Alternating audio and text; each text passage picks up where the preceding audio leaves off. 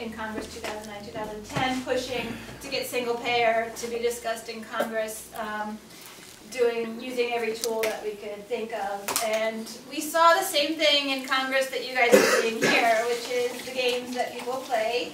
And, you know, of course, members are happy to vote for things when they know they have no chance of passing.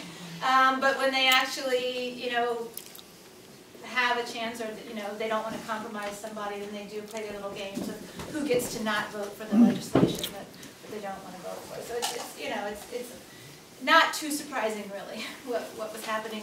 And my involvement in the Occupy movement really came out of that experience of seeing how two things, I mean, basically that the corporations control our political process and they control the media message, and that the single-payer movement alone is not large enough to overcome that power, but that all of the movements for peace and social and economic and environmental justice face the same obstacles.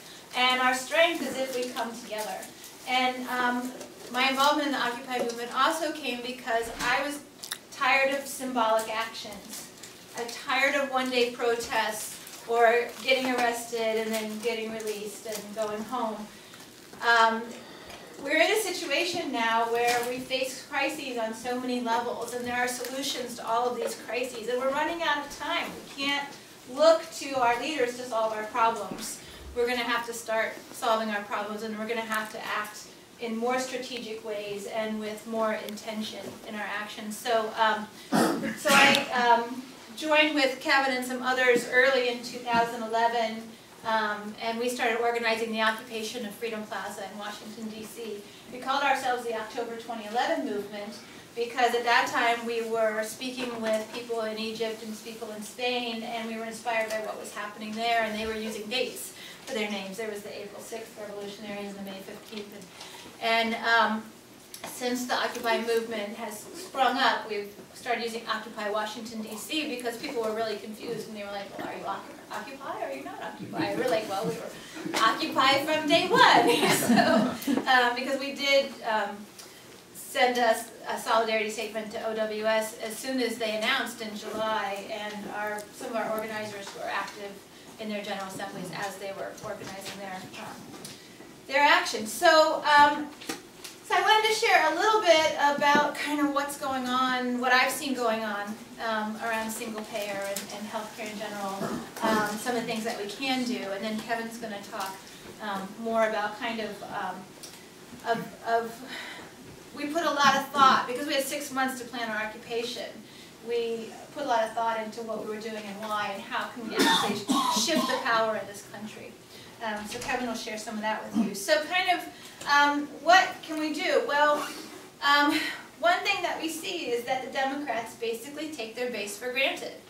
The fear of the greater evil is very effective.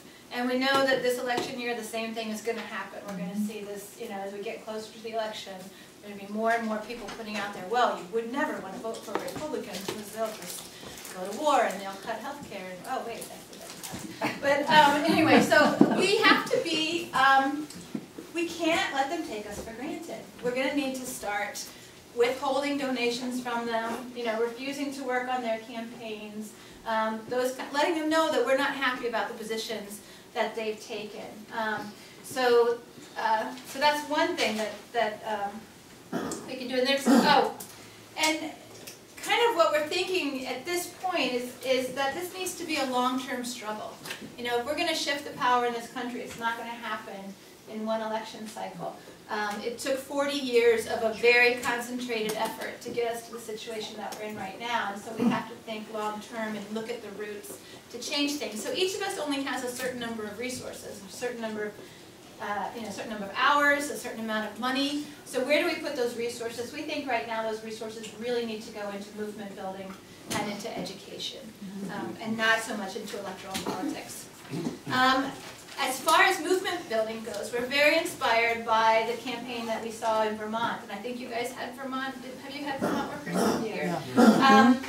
So in my home state, which is Maryland, we actually did a bunch of fundraising, and we're working with our non-union workers movement. They're called United Workers. and we're launching our Maryland chapter of PNHP and our Maryland chapter of Healthcare Now are launching a Healthcare as a Human Right campaign, and really just focusing in Maryland on using that to build a grassroots base, and really not doing a lot. We did go ahead and submit our bill. We did do a little bit of lobbying around it, but most of our focus right now is on getting organized and building that grassroots in Maryland. So that's something else that you can do. Other things that we can do, and hearing people around the country that are more and more looking for this kind of approach, is to de-corporatize our healthcare. So building alternative healthcare systems outside of the corporate structure. And there's some good models. I mean, a number of people are creating free clinics. But there are also, I spent some time at a clinic in Albuquerque, New Mexico, where some doctors just decided they were tired of corporate medicine, and they created this clinic that has a very low overhead, is very patient-friendly. They do bill, but their average bill for a visit, including lab work, is $30. And they don't turn anybody away if they can pay or can't pay. And their patients, despite the fact that they don't bill, they have a 98% collection rate. Their patients will literally come by each week and give them a few more dollars until they pay their bill down, because they really value the service in their community. So that's, models like that, worker-owned hospitals. There was a great article this week in Greece. In this one hospital, the healthcare workers basically took over the hospital and said that they still are holding the government accountable for giving them money to run that hospital, but that they were not going to accept the cuts and things that the government was trying to force on them, and they just occupied the hospital. So those are the kinds of things that we really need to start thinking about doing, because we can't let,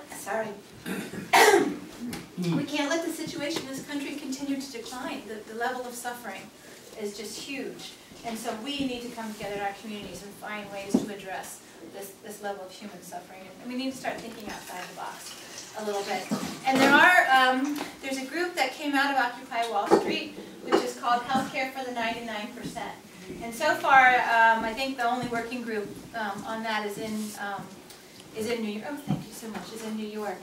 But it was one of the people that started it is Katie Robbins, who was the former national coordinator for Healthcare Now, and she's really amazing. So they've gone into communities, and they're holding general assemblies in the communities to find out what their issues are. And that's one real value. If you haven't been to a general assembly, it's a pretty neat experience. It's a way for everybody who's there to have a way to participate and to have their voice heard. So it's great for bringing issues out. And they've started organizing in one community around the closure of St. Vincent's Hospital. The hospital was closed, and they're building luxury condominiums. And the next hospital is pretty far away from that community. So that community decided to launch a campaign called Luxury Condos Can't Do CPR. And so they're doing regular protests out, and they're leafleting, and they're doing education and things like that. So, so those are other opportunities, as well as creating kind of street medics. And that's something that Occupy LA is doing. Their healthcare working group is trying to create street medics that actually go out and deliver health care. And we've been having some discussion. This week we filed an amicus brief with the Supreme Court around the case regarding the individual mandate. And basically that Supreme Court decision has two components to it. One is whether it's constitutional to require somebody to purchase a private product under the Commerce Clause. But the second part is requiring people to purchase that product the only way to meet your goals? And so we focused on the second, where we said not only is the individual mandate not going to lead to universal, affordable, guaranteed health care, but we have a solution here that's proven to work much better. And so we did a big argument using both Medicare and the Veterans Health Administration, and looking at other countries around the world and systems they have. So that actually sparked a lot of discussion amongst the doctors that signed on to that. And kind of what can we do that maybe is a little bit more activist around delivering health care and fighting for single payer. And so I'm encouraged to see that discussion happening. I think it would be really exciting to bring back something like the Medical Committee for Human Rights which not only treated protesters, but did some other things, some other good work in communities to provide health care. So we'll see where that goes. I think that's everything that I have to say, and so I'll let my Valentine